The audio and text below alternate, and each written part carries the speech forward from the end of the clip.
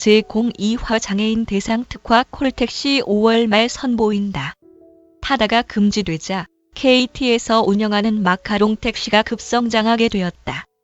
기존 택시의 중개업이고 임산부, 노약자 등을 위한 서비스를 추가한 서비스이기 때문이다. 여성 안심 서비스 등 기사의 철저한 교육과 서비스 특화는 온다 택시, T1 택시, 카카오 택시 등에서도 고려 중이다.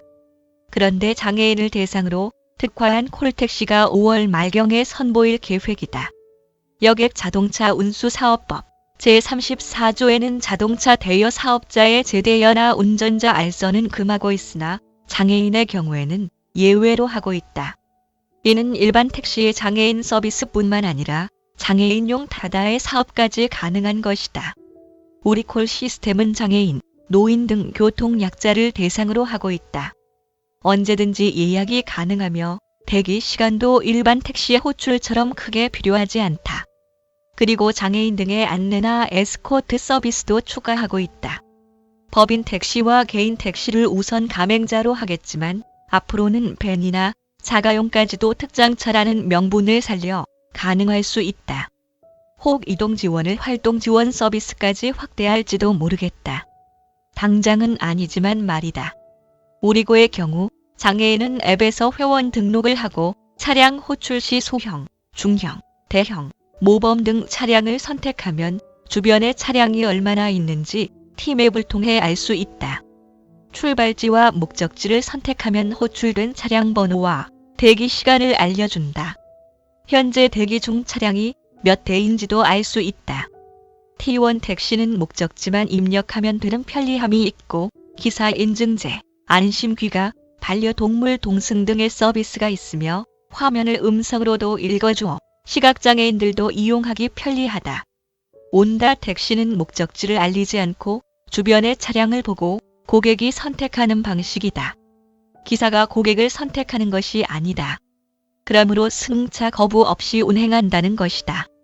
이렇게 진화해가고 있는 콜택시 시장에 교통약자들에게 서비스가 좋아질 가능성, 즉 우리고는 얼마나 발전할 수 있을까?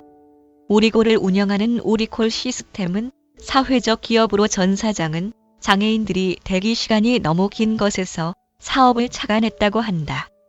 콜센터 전문 회사이지 차량 보유 회사는 아니다. 먼저 콜밴을 수용하는 등 휠체어 탑승 가능 차량을 어떻게 포함할 것인가가 문제이다.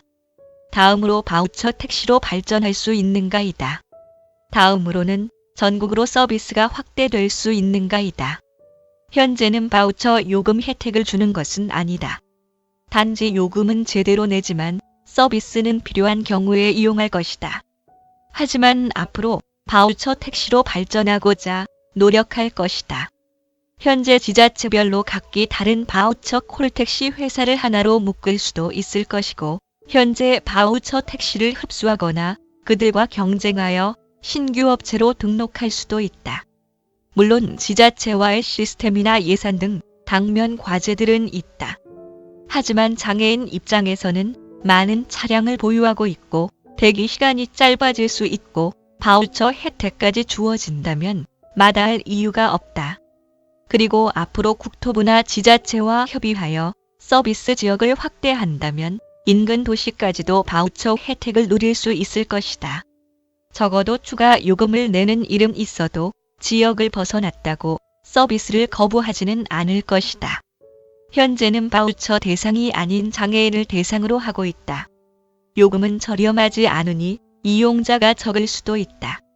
하지만 에스코트 서비스를 한다거나 장애인 응대 교육을 통하여 서비스 질을 높인다는 것은 장애인들이 환영할 수 있다. 어느 정도 고객이 확보되고 힘을 키우고 장애인 등으로부터 신뢰를 얻게 되면 바우처 택시로서 성장하는 꿈과 특장차 운송까지도 시도해 볼 것이며 그렇게 되면 장애인 특별 운송수단 시장에 큰 변화가 일어날 수 있을 것이다. 현재 매우 복잡하고 불편한 장애인 특별 운송수단에 대해 변화가 장애인의 편리를 주기를 기대한다.